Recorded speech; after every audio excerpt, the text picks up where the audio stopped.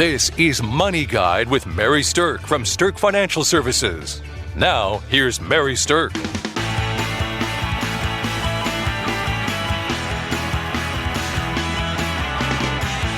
Welcome to Money Guide with Mary Sterk. Today I have with me Kelsey Bankey. Welcome, Kelsey. Thank you, Mary.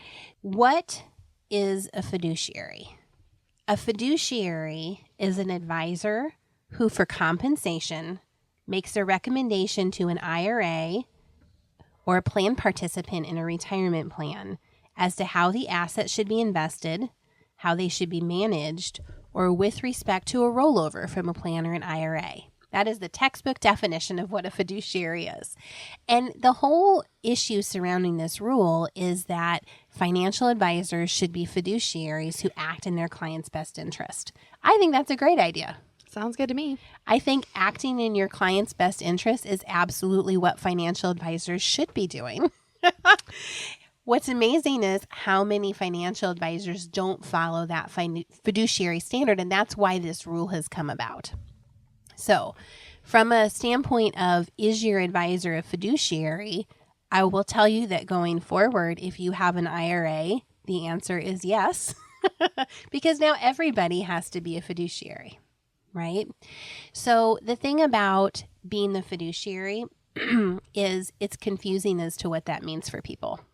Kelsey, have you had a lot of people question you as they've come in about whether we are fiduciaries or what that even means? Oh, yes. It's starting to be a real hot topic with people that I'm talking with. And the nice thing is I can answer, yes, we are fiduciaries, and we have been for a long time. So right. This is not new to us. Right. Anybody that is a certified financial planner, a CFP, they have generally followed a financial or a fiduciary standpoint. And that is something that is part of working with someone and holding yourself out as a CFP. So in our office, with being a CFP, we have approached things from a fiduciary standpoint for quite a while. But the thing about being a fiduciary is the new rule affects anyone that has an IRA or is part of a retirement plan. Okay. And there's three things that the advisors have to do. And it's going to sound like it makes sense, it makes complete sense. But what's happening is there's some unintended consequences of these rules that we want to talk about because these are likely to impact our listeners out there. Okay. So as a fiduciary, your advisor is supposed to provide you with investment advice with care, skill, prudence, and diligence of a prudent person. That seems very subjective. Like, who's making the rules on what those words even mean? There's a lot of gray in there. And that's why, this has been out there that they said they're going to come down with this rule for years, going on 2-3 years at least that I can think of. And it's taken that long for them to come up with what we have today. Mm-hmm. And we're still trying to figure a lot of this out because there is so much gray. So hopefully we can get a little bit more clarity here. So the definition of people becoming a fiduciary, all advisors having to become fiduciaries for their clients, went into effect on June the 9th, right? So this is fairly new. But it basically says your advice is going to be based on investment objectives, risk tolerance, financial circumstances and needs without regard to the financial or other interests of the advisor. And so what they're trying to do is make sure that an advisor is not going to recommend a product to someone just because they get paid more by product company A than product company B. I think that's a great idea. I think it's fantastic to take out the incentive to do business with one company over the other company because there's something in it for the advisor.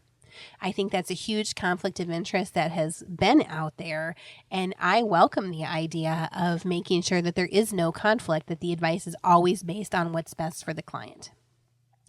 As a fiduciary, your advisor will also make sure they avoid any misleading information. I kind of thought that was a given. I did too. I was really shocked to see that in there, but I guess we have to state the obvious for some people. And I think the misleading information, it's making sure you're also providing complete information, because sometimes, and I've heard some horror stories from people that have come in from other places that they didn't know certain details of programs they were getting involved with. Right. And if that was not disclosed to you and it was an important big part of the program, that's misleading in not providing that. So I guess it's just making sure everybody's providing accurate and complete information, which seems like we shouldn't have to state that, but we do at this point. So the other thing that the new definition says is that your financial advisor has to get reasonable compensation. And there's a couple different ways that compensation happens inside the financial industry. There's either fees or there's commissions. Okay, fees are pretty obvious because a fee is going to be a stated percent of whatever it is they're managing, or it's going to be a stated dollar amount per year. Right? And the fees can come in many different layers. There's the fees your advisors charge. There's the fees the companies charge.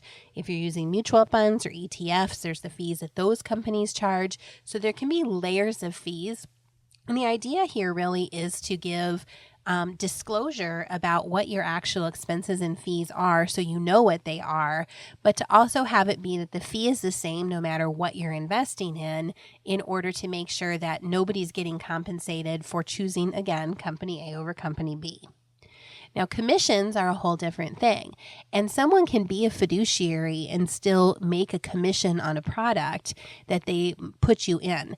And I want to be really clear when I say this. There are certain times when it's absolutely in your best interest to utilize a product that does pay a commission rather than a fee.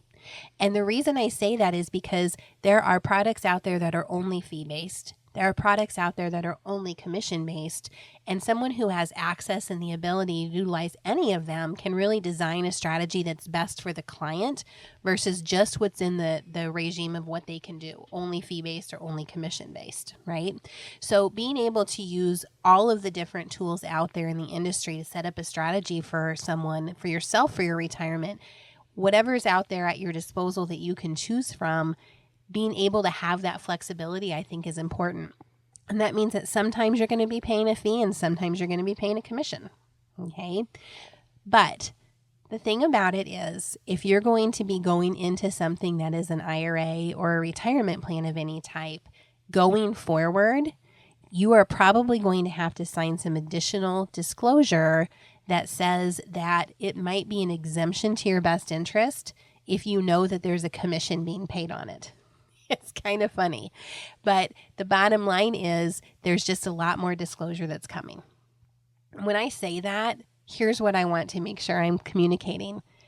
New accounts that are IRAs right now, if you're going into a fee-based account, you might have over 100 pages of disclosure.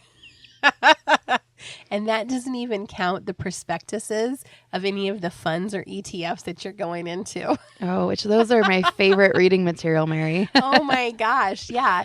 So you know how a lot of you who are listening, when you bought a mutual fund or you bought an ETF, you probably got a prospectus, or you should have gotten one. And it's supposed to be for your benefit, right? To disclose everything that you might need to know in order to feel comfortable buying that fund. But what I know about most investors is that most of them don't ever actually read all of that. And now, in order to even open the account, you're going to have another 100+ pages of disclosure that has to be given, right? So the truth of it is, in my humble opinion, is that the crazy amount of disclosure that we're giving to people is still going to be having often overlooked pieces into it. But that's what the rule is designed to protect against, is making sure that there's an environment where all investment advice for your retirement accounts is provided in your best interest. It's just kind of crazy that it's going to take 100 pages of disclosure to define what that means. Sometimes I think the government is in cahoots with the paper industry. I think you're right. I don't know. Just a conspiracy I have in my mind. All right. So who is enforcing this rule? That's one of the questions that we get. And the rule has come down from the DOL, the Department of Labor. There was kind of an obscure provision that gave the DOL the oversight to make rules as related to ERISA retirement plans. And ERISA is employer retired plans, but now they've included IRAs inside of that definition. So that's one of the new things about this. So if you have an IRA, this is going to affect you. Okay. And if you have an IRA that you already have, then going forward, any new deposits that you make is going to be affected. If you have an IRA that you're going to roll over more money into from a 401k, it's going to affect you there too. Congratulations to Mary Sterk and the team at Sterk Financial for earning a spot on multiple Forbes lists for 7 years running, including 2018 to 2024 Forbes Best in State Wealth Advisors, 2018 to 2021 Forbes Top Women Wealth Advisors, and 2022 to 2024 Forbes Best in State Women, #1 in South Dakota.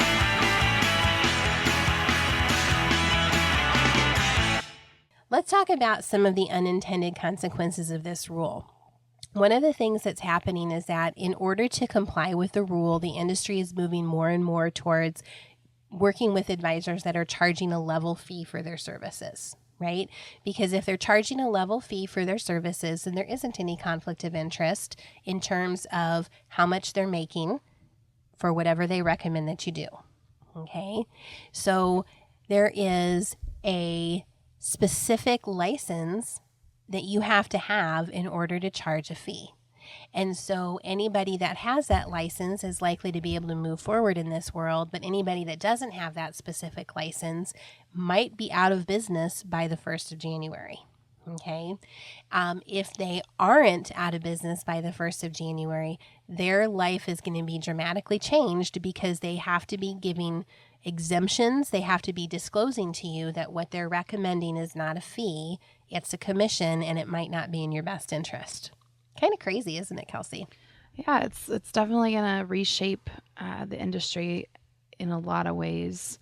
I don't necessarily think they're bad. It's just changes, and as long as you are aware of what the changes are, so that you can be educated on them and make good decisions going forward, then that'll be good. But yeah, people who have done investments but maybe haven't put investments as the top priority of their business, and that kind of advice as the top priority of their business, might decide to get out and stop doing it because it's entering this big new uncharted territory they've never been a part of. And if it's not where they want to put the biggest focus of their time, then they might decide it's just not worth it to continue down that path.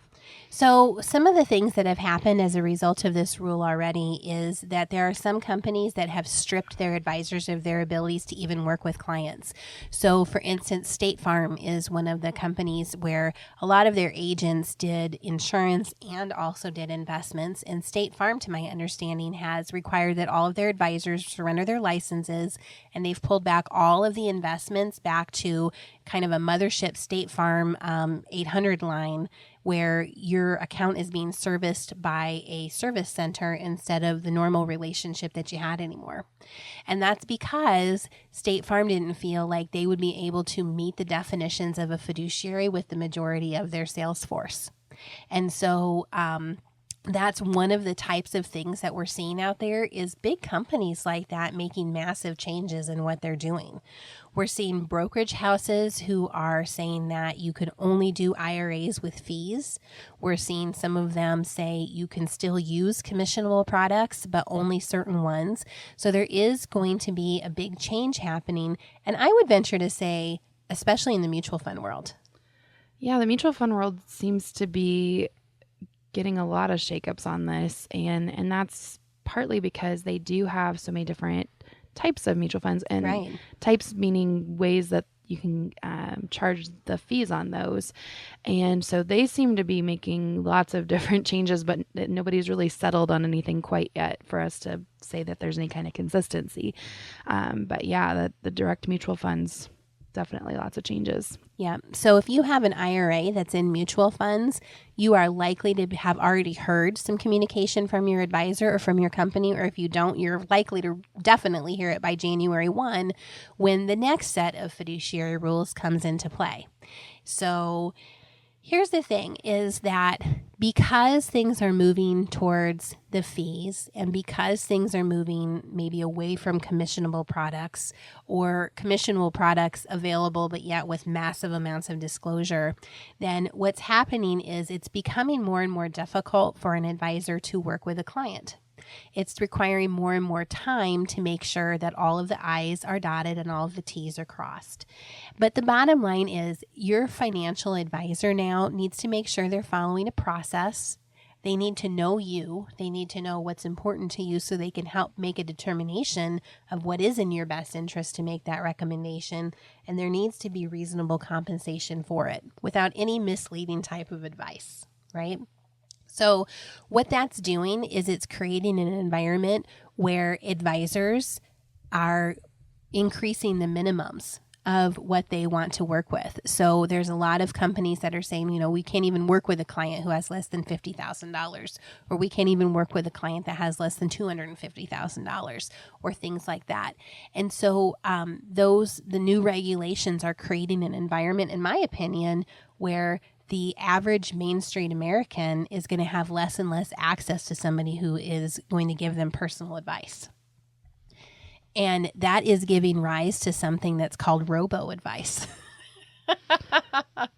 What a great name, isn't it? Oh, robo-advice. It just makes me laugh when I hear it. And it's not, robo-advice is fine, but it's exactly that. It's robotic. It's not customized. It's not meant just for you. It's just general advice that would cover a large number of people. And that might be an appropriate place to go if you're just getting going and you can't justify the expense that it would take to get customized advice. But long term, the customized advice is where you want to get, because every single person is different.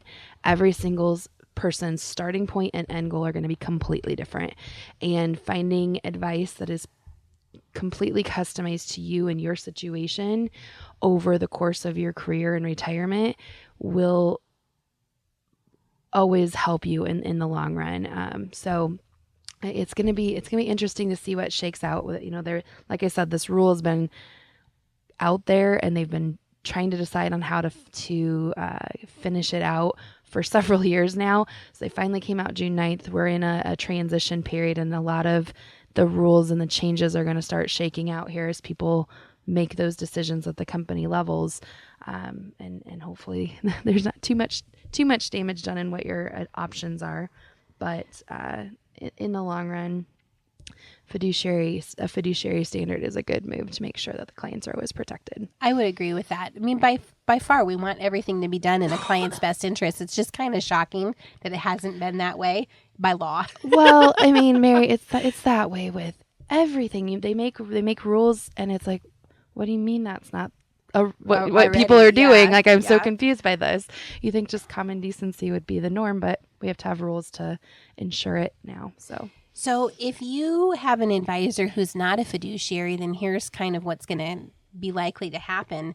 Let's say you have your IRA or your retirement accounts at some kind of major brokerage house. The person who handles your account might not be a fiduciary. And this can also be true if you don't have a one-on-one relationship with an advisor and you actually, are phoning into a call-in center. Let's just say you want to allocate your IRA contributions, or you want to talk to someone about what funds to use or make changes to your investments. Going forward, the people who answer the phone are still going to be able to process your transaction at your with your direction, but they're not going to be able to help you decide what to do. And that's where it gets tricky, because if they're going to make a recommendation, which is helping you decide what to do, then they're entering into the fiduciary role. But a lot of companies are not wanting to take that fiduciary responsibility and liability on. One of the big reasons that people are concerned about this fiduciary rule is because it's limiting access to people. And the reason I'm saying it's limiting access to it is the United Kingdom, England, went through a similar rule change to this 8 or 10 years ago. And they had new regulations came in, sweeping change. They went from about 250,000 financial advisors in the UK down to about 25,000 after it shook out. Ooh. Because it was so much more difficult for the advisors to actually do business within the new regulations. And there's a lot of chatter out there that this new fiduciary rule is likely to do the same thing. By all estimates, it probably is going to create a situation or an environment where probably at least a third of the financial advisors out there in the United States now are likely to just say, okay, I'm going to pack it in. I'm not going to try to conform with these new regulations, and I'm going to either sell my business or just go out of business. So these are going to impact you. This rule has unintended consequences that you might not be aware of, like your financial advisor might no longer be there.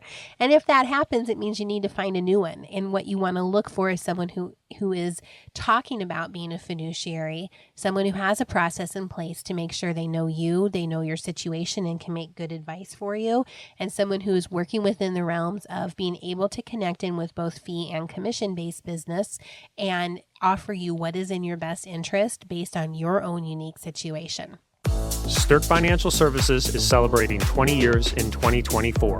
The views expressed are not necessarily the opinion of your audio provider and should not be construed directly or indirectly as an offer to buy or sell any securities or services mentioned herein. Investing is subject to risks, including loss of principal invested. Past performance is not a guarantee of future results. No strategy can ensure a profit nor protect against loss. Please note that individual situations can vary. Therefore, the information should only be relied upon when coordinated with individual professional advice. Securities and investment advisory services offered through Osaic Wealth, Inc., member FINRA SIPC. Insurance offered through Sterk Financial Services, which is not affiliated with Osaic Wealth. Osaic Wealth is separately owned, and other entities and/or marketing names, products, or services referenced here are independent of Osaic Wealth. The rankings for the Forbes Best in State Wealth Advisors list by Shook Research is based on due diligence meetings to evaluate each advisor qualitatively, a major component of a ranking algorithm that includes client retention, industry experience, review of compliance records, firm nominations, and quantitative criteria, including assets under management and review generated for their firms. The Forbes ranking of America's top women wealth advisors is based on an algorithm of qualitative and quantitative data, rating thousands of wealth advisors with a minimum of 7 years of experience and weighing factors like revenue trends, assets under management, compliance records, industry experience, and best practices learned through telephone and in-person interviews. There is no fee in exchange for rankings. Forbes is a trademark of Forbes Media LLC. All rights reserved. Rankings and recognition from Forbes, Shook Research are no guarantee of future investment success and do not ensure that a current or prospective client will experience a higher level of performance results, and such rankings should not be construed as an endorsement of the advisor.